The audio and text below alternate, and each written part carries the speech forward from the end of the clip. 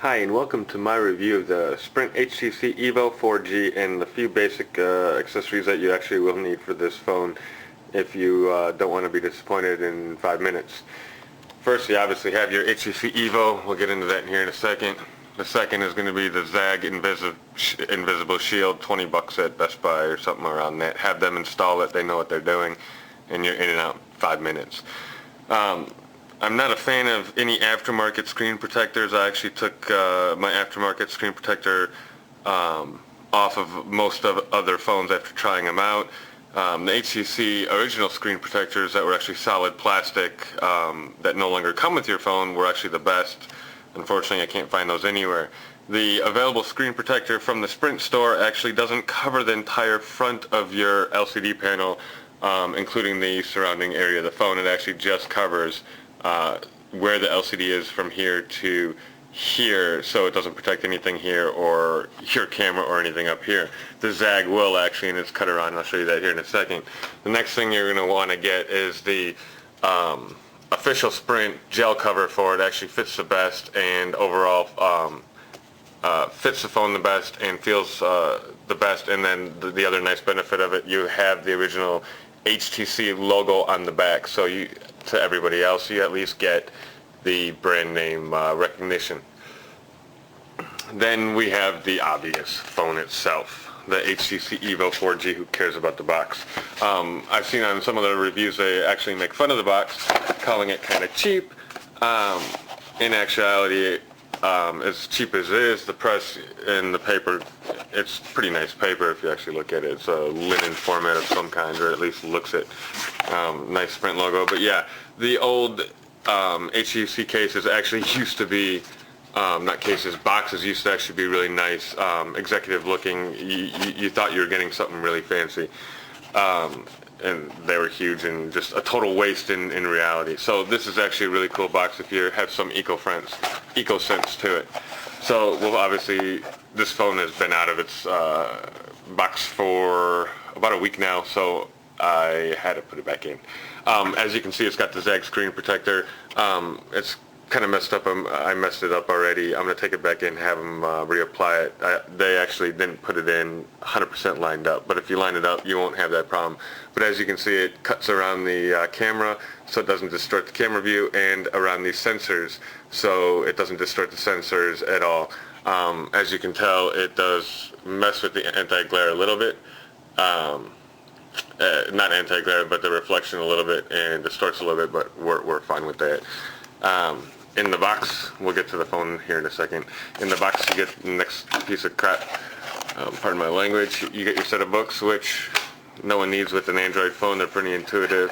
I can give the phone to anybody I know, and that they can operate it. So then you get a little charger, rinky-dink thing, and micro USB end on it. Now, for most of us, we actually have what is known as the mini USB, not the micro. As you can see, there is a difference to them. And unfortunately, a lot of people have chargers with mini USB and regular USB to mini USB cables.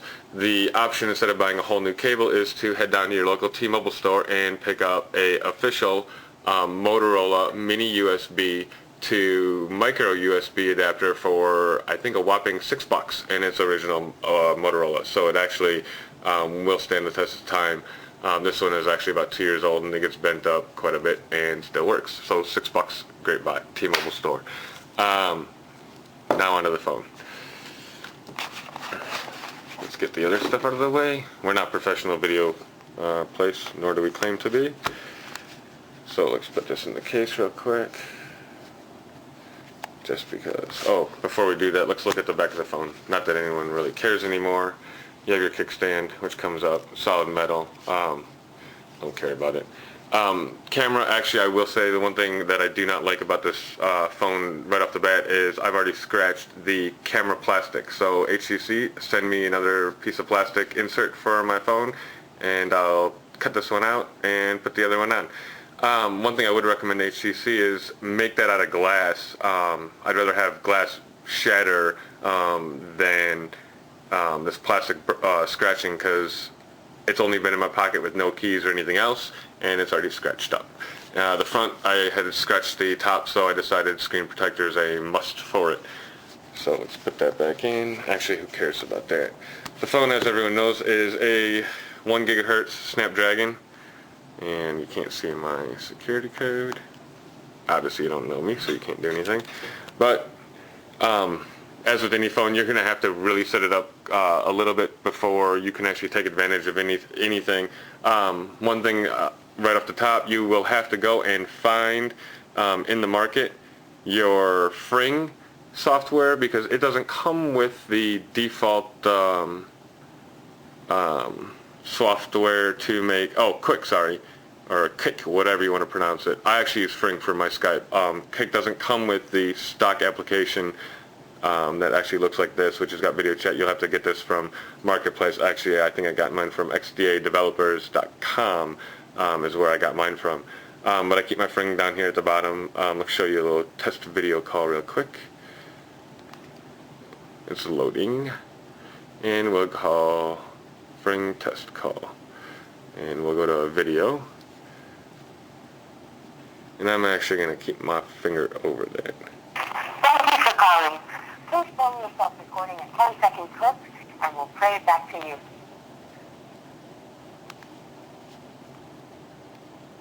I'm going to wave at it.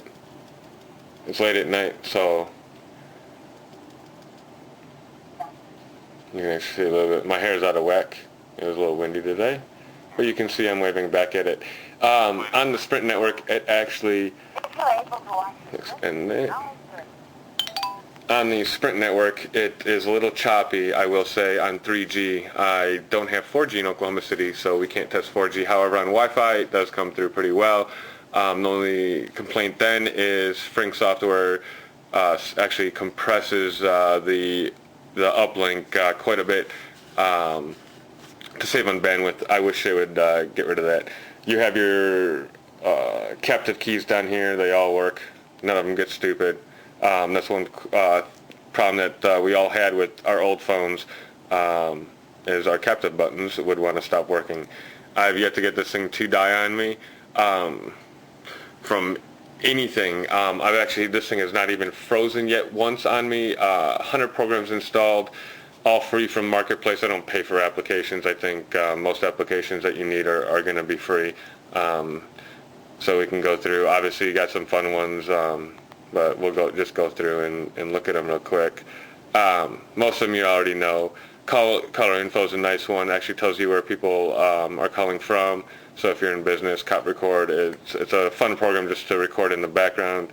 Drudge Report, Family Guy, Electric Motor, Conversions. It does come with an FM radio. However, you don't really need it with Pandora. That's free up to X amount of hours a month. After that, it's actually like $1.99 or something like that. It's pretty cheap.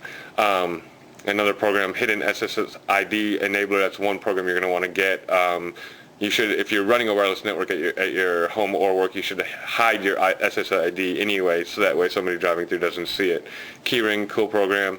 You can go into, stop showing that. Go bye-bye, and right now.